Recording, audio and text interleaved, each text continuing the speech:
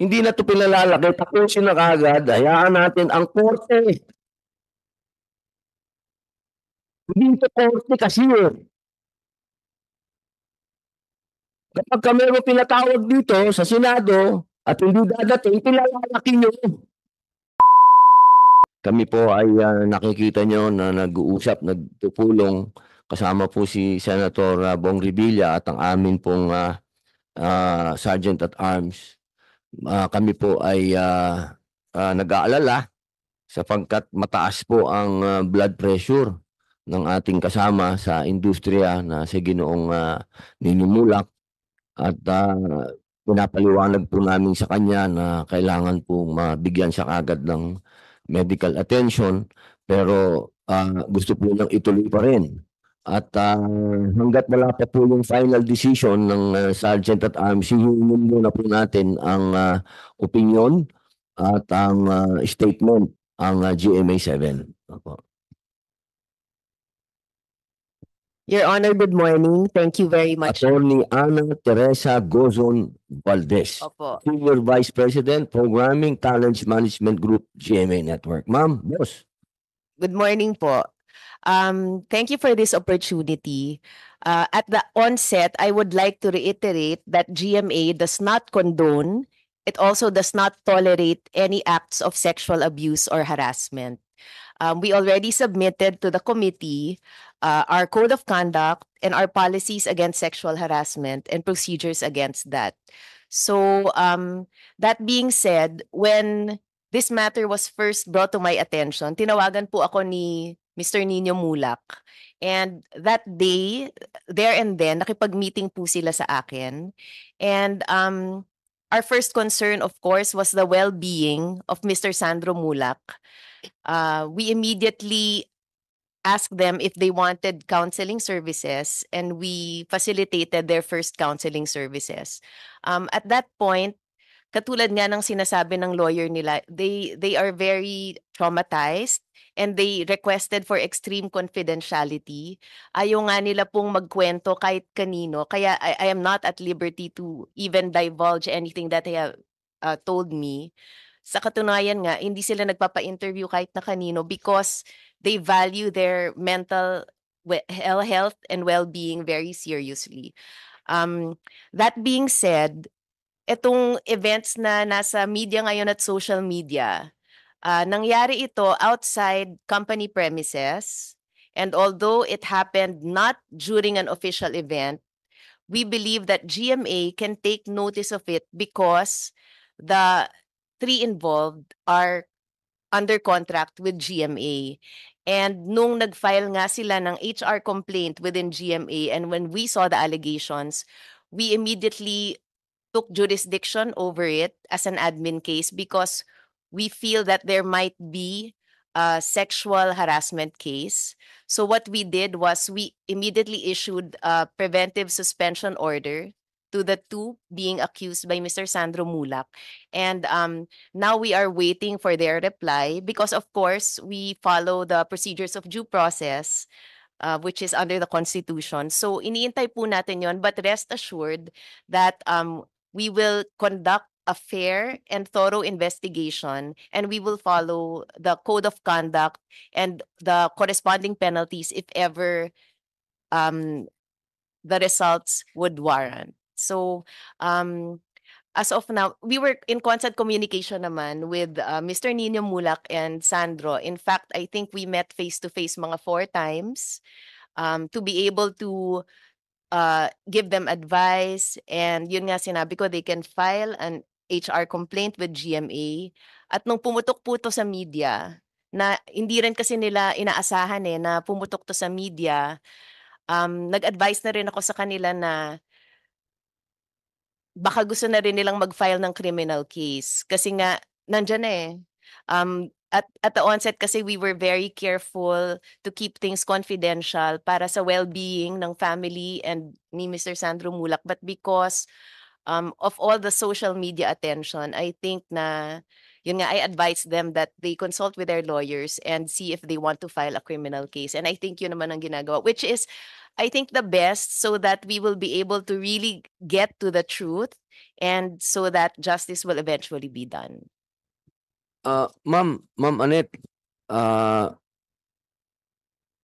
malinaw po na yung dalawa sinasabi niyo po na sila ay hindi regular Hindi na po sila employee. regular employees. Opo, ano po ba yung para po sa kaalaman, kami po kasi naiintindihan po namin yung contractual, Opo. sa pelikula at sa television. Pero sa mga kababayan po natin hindi po nila naintindihan yung ano po ibig sabihin, sila po ba may opisina po ba sila sa GMA? Wala po. Wala Wala po po silang silang opisina opisina. sa Ano po GMA. yung kaugnayan nila? Parang finished product na po ang binibigay sa inyo? Opo, si Mr. Jojo Nones po ay direktor ng isang soap opera ngayon. Si Mr. Richard Cruz ay creative consultant sa drama. Depende ho dun sa soap opera. Hindi po sila regular employee, sila po ay tinatawag na independent contractor because they are persons whose skills and expertise are very specialized, and the method and manner by which they perform their task or their job is not under the direct control or supervision of GMA. Parang output-based po. Hindi po sila 9 to 5 na tinatawag, Hindi yung po, gano'n, hindi yung po. may ano ba Concerned tawag po kami dun? sa Time output in, nila. time out, gano'n. Opo. Pero despite that po, nasa contract nila that they are bound by the policies of GMA, and that would include the code of conduct. Kaya po ay despite the fact that they are independent contractors, we can still take jurisdiction over the HR complaint filed by Mr. Sandro Mulak, and we can still apply our code of conduct to this case. Opo, ibig niyo pong sabihin, halimbawa po, kapagka nagkaroon po ng paglilitis sa korte, katulad po ng sinabi kanina ng ating idol senator, na hindi po ito korte. Hindi, wala po tayong nililitis dito. Ang linaw-linaw po ng sinabi ng ating senador. Kaya aasahan po ba namin na pag kayo po ay nagsagawa na po ng inyong sariling investigasyon, dahil gumagawa po din kayo ng sariling investigasyon, at kung ano man po ang magiging investigasyon ng NBI, tutulungan niyo po ang hustisya. Hindi po si Sandro, ang hustisya, na makuha po ang hustisya. Opo. Of course, Your Honor. At bilang meron pong mga pulisiya, meron pong mga sinusunod sa GMA na talaga pong pinalalakas nyo yan, yung ibig pong sabihin natin yung moral, yung morality, lahat. Opo, lalong-lalo na po yung ayaw natin yung mga ganyan na merong sexual harassment sa ano. Naniniwala po ako na tutulungan nyo po. Halimbawa, pag napatunayan po na meron talagang kaso, of course, we will get the consent first of Mr. Nino Mulak and Mr. Sandro Mulak, but we can furnish your honorable office with the results of our investigation. maraming salamat po, Senator. Meron po kayong Well, Mr. Chair, going back to Nino, no, I saw them personally kung gaano kasakit para sa kanila to. Very traumatic. Nung nakita ko nga po yung bata, talagang nanginginig. At talagang hindi niya alam kung paano i-approach ito, head-on nila or how will they, siyempre, nandyan, Mulak, ayaw nila madama yung buong pamilya. Kaya nga sabi ko, this is very sensitive at dapat talaga ma-handle ng tama. Kaya if you're going to invite Sandro here, baka additional, kumbaga, pain na naman para abutin niya yun or whatever trauma na abutin niya. Yung kay Jojo Nones and the other guy, dapat siguro they should be here at sagutin nila blow by blow kung kinakailangan, kahit na executive session, but at least para maiwasan at hindi na mangyari ulit ito. Very painful, talagang masakit, at when Nino approached me na kung pwede bang makausap ang sa GMA, sabi ko, don't worry, hindi nila ito tolerate yan. And hindi nila kukonsintihin yan, so don't worry. Kaya binigay ko yung number ni Miss Annette. At kaya masasabi ko lang, So ninyo, basta tayo na ako yung mahanga sa inyo at kayo'y nanindigan dahil yung tapang na ito hindi para lang sa inyo, no?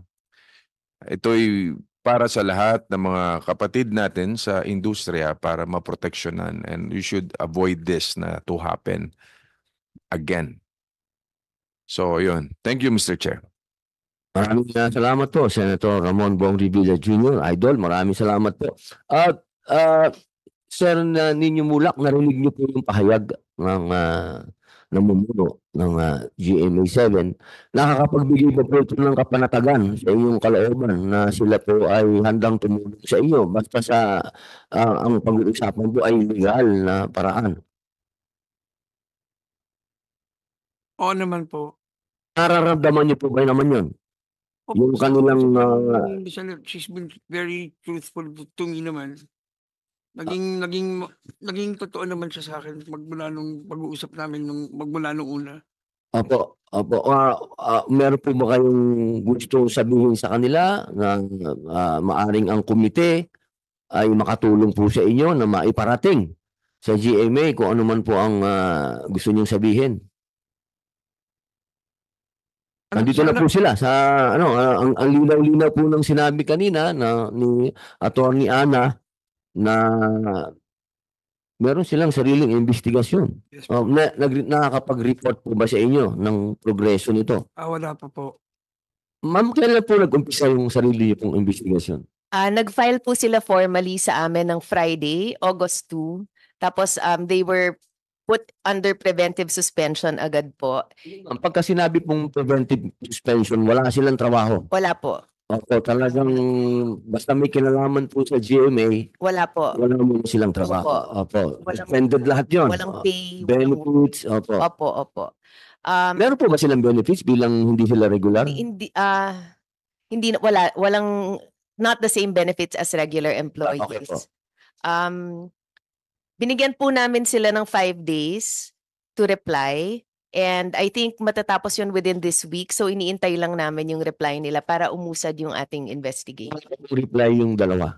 Wala pa kasi nung Friday lang po Ano nag-file. po ba naging reaction nila? Abogado kagad ang kinuha o gusto mo na makipag-dialogue sa inyo? Ano po ba dapat? Sa kanila po namin binigay yung sulat, pero hindi pa kasi sila nagre-reply. Hindi pa sila nagre-reply, pero nakikita ko po sa social media na abogado yung nagsasalita para sa kanila.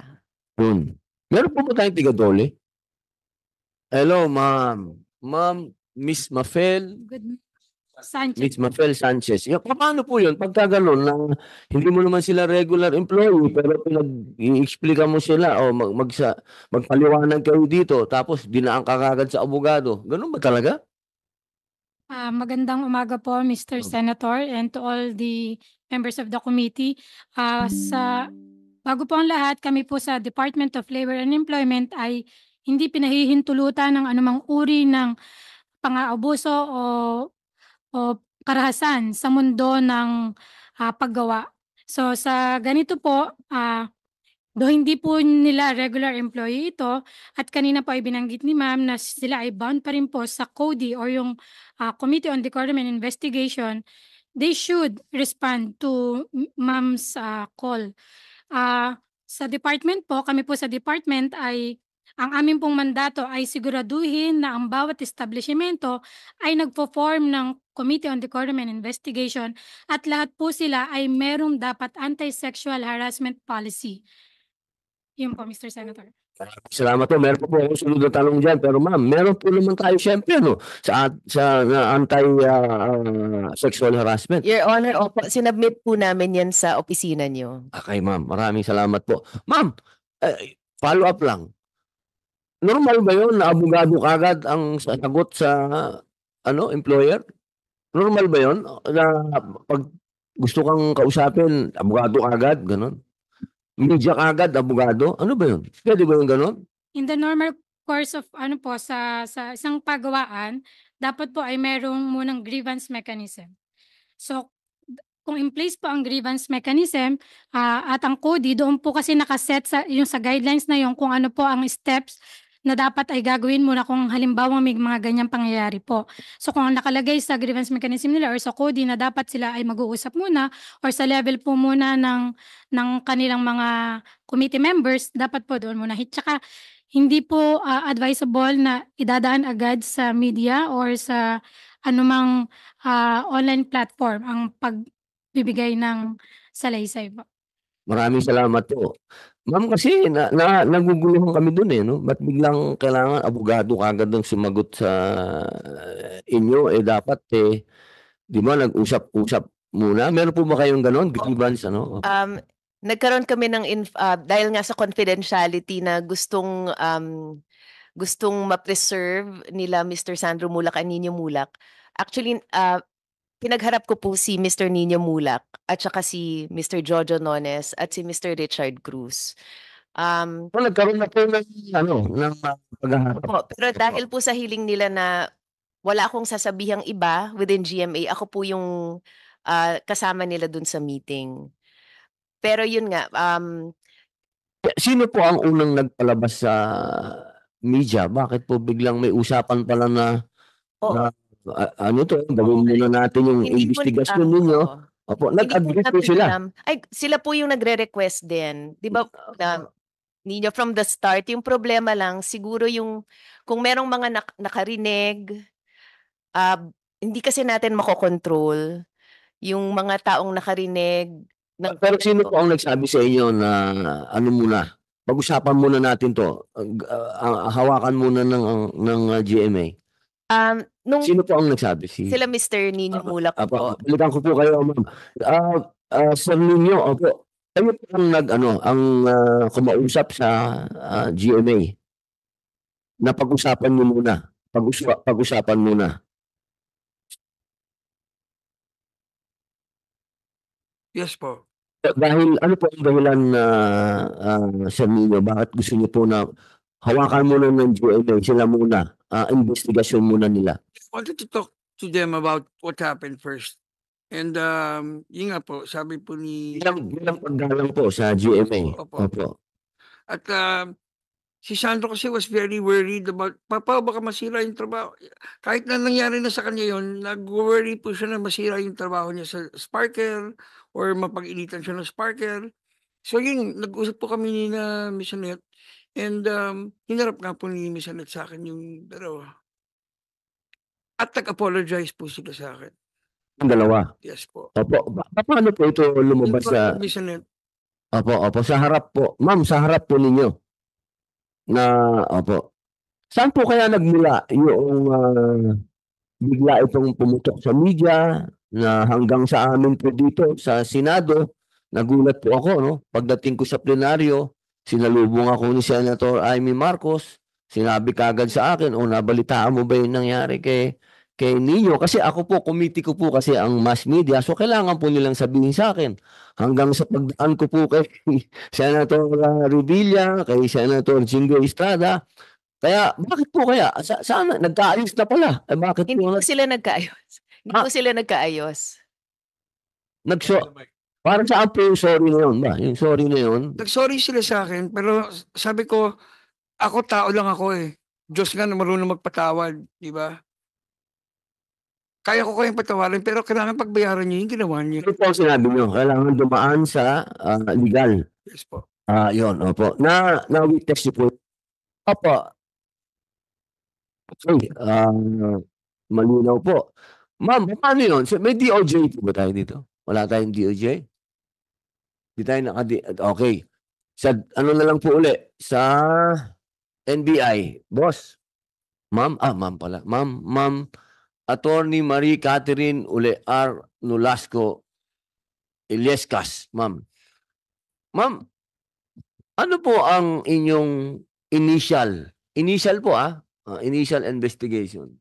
Meron na po ba kayong initial investigation?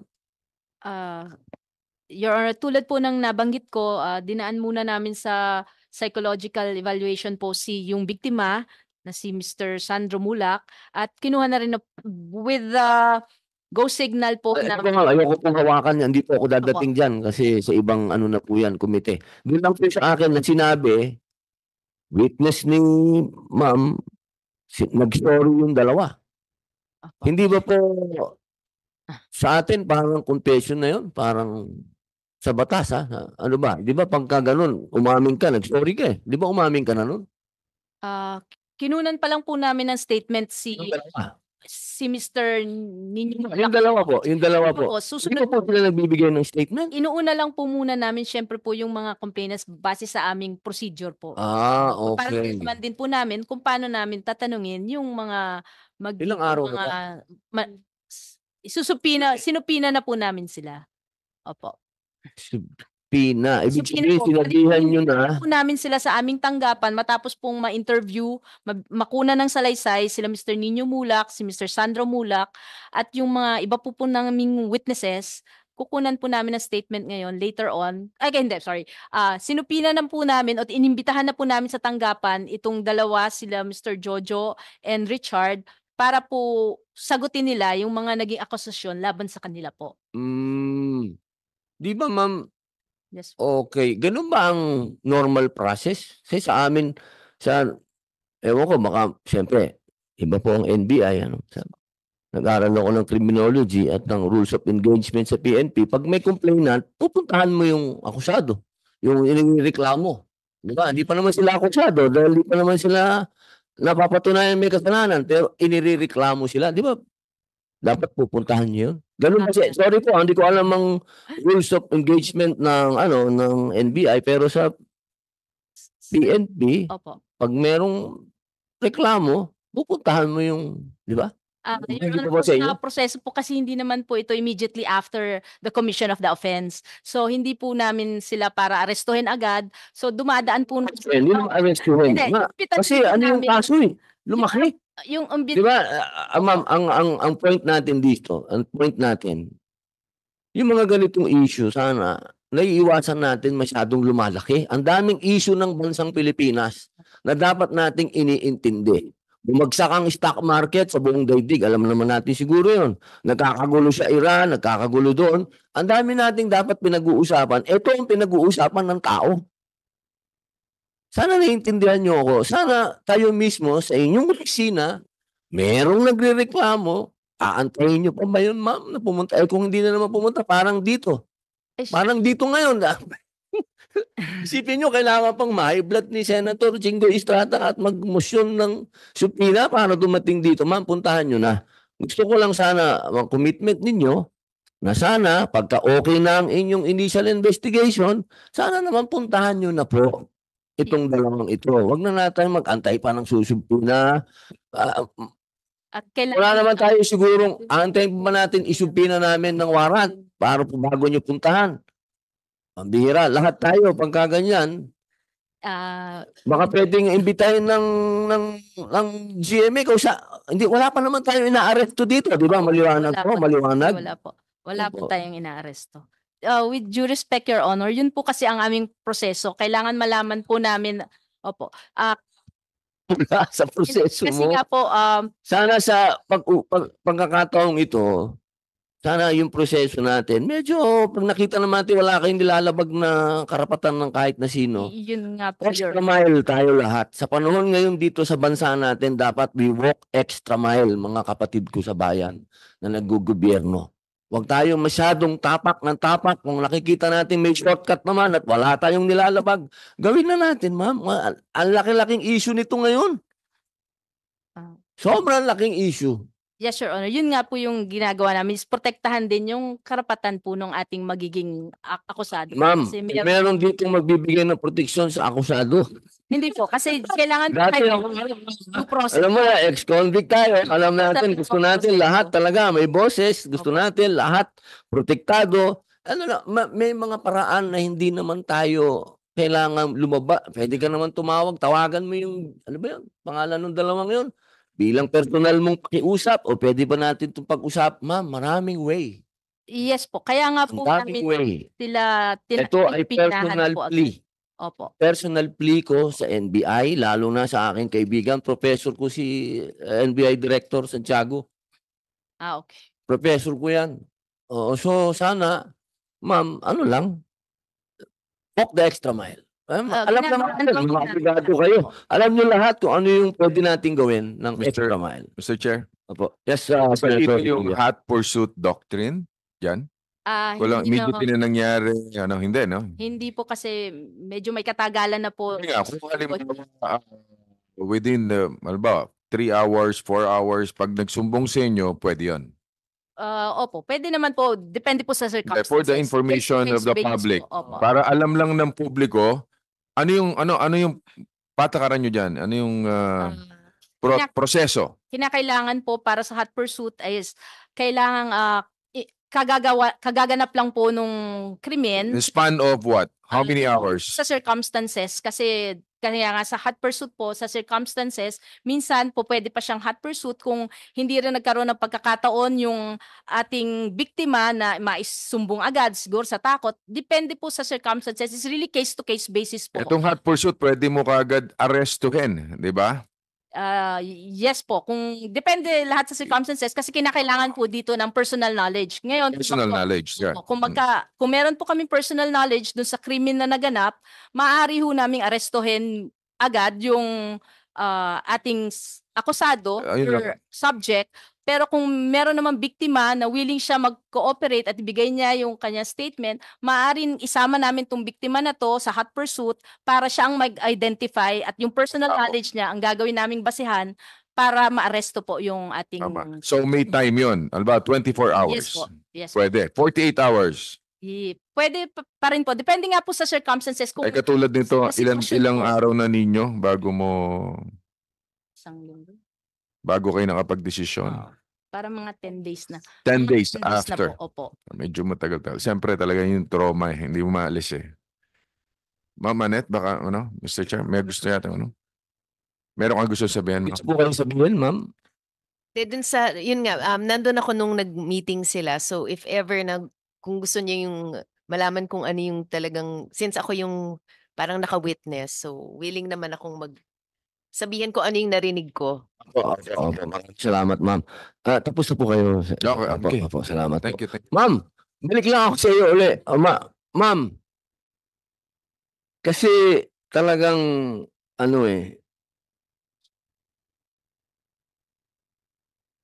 kung hindi natin to isang bagay ito na dapat wag natin to isang tabi. Okay? Kasi ma'am, showbiz to. Lahat ng tao interesado dito. Sana makikita niyo yung wisdom nito. Okay? Ito yung isang bagay na pwedeng pagmulan ng mga magagandang batas.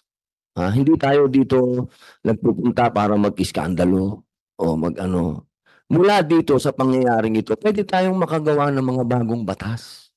Saka wag natin sana laging parang nakikita ng tao minsan wag sana makita ng tao na may pinipili tayo. Kapag isang taong mahirap, pagka inireklamo, kita mo kaagad may action ang batas natin. Sana po wag sanang magkaroon ng ganun na implikasyon na ganun tayo. Kasi ma'am, ang taong bayan sensitive sa mga ganitong issue. Meron diyan matanda na kumuha lang ng bunga ng mangga, kinulong.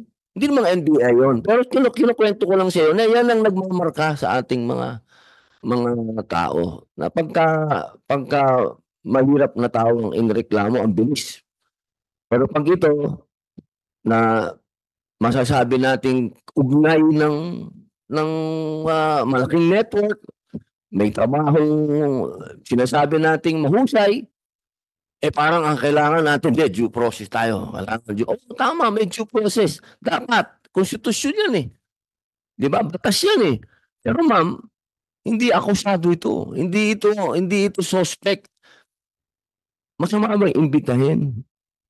Imbitahin, pwede mo ba kayo imbitahin, puntahan mo ikaw na mismo magdala sa kanya ng imbitasyon mo. Ma'am, pumunta ka dito.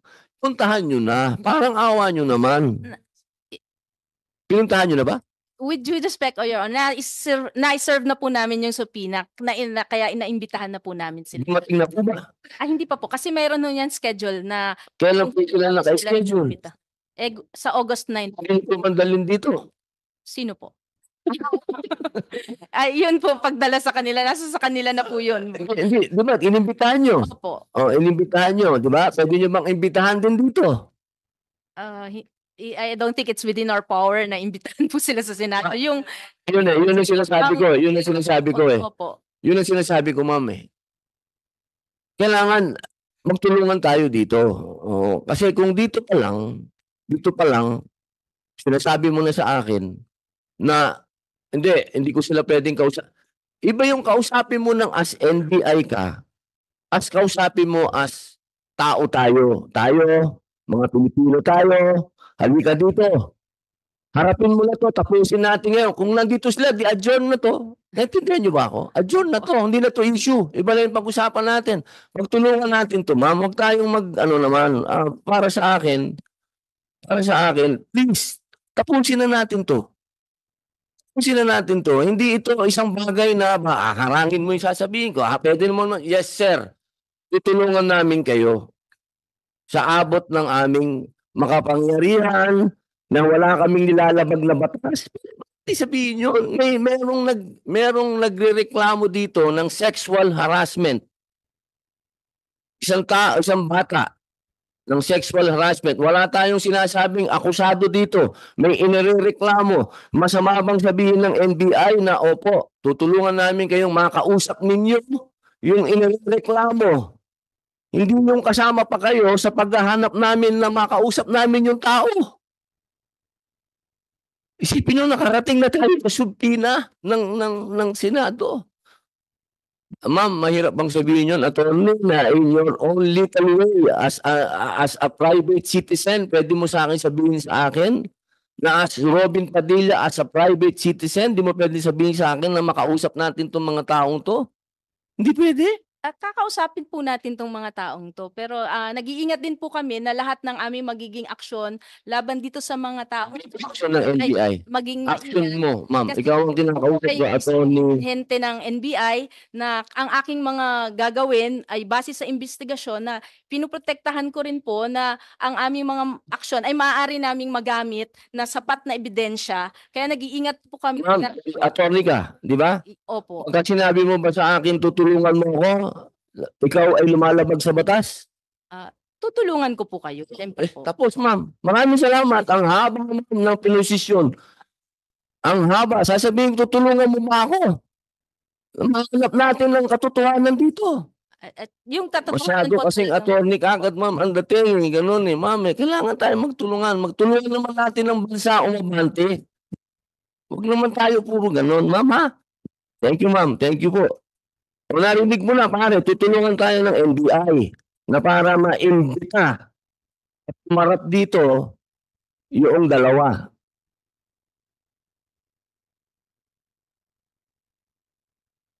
Ano po ang inyong masasabi? Ito po ba yung makakaluwag sa inyong kalooban?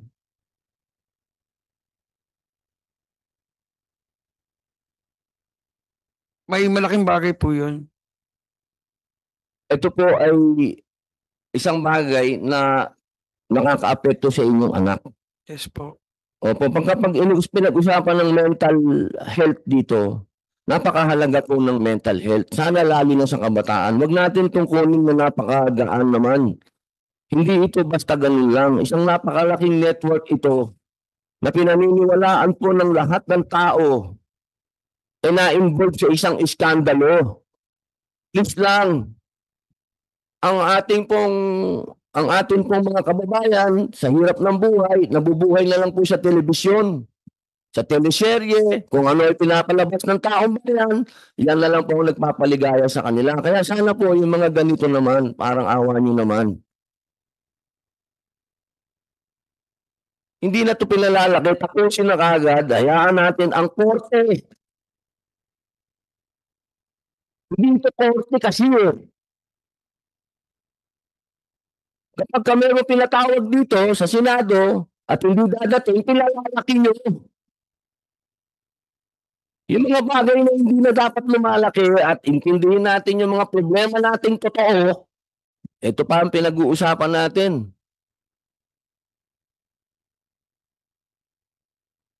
Ano po, 1 minute muna suspension. Ako naman yung magpapa-blood pressure.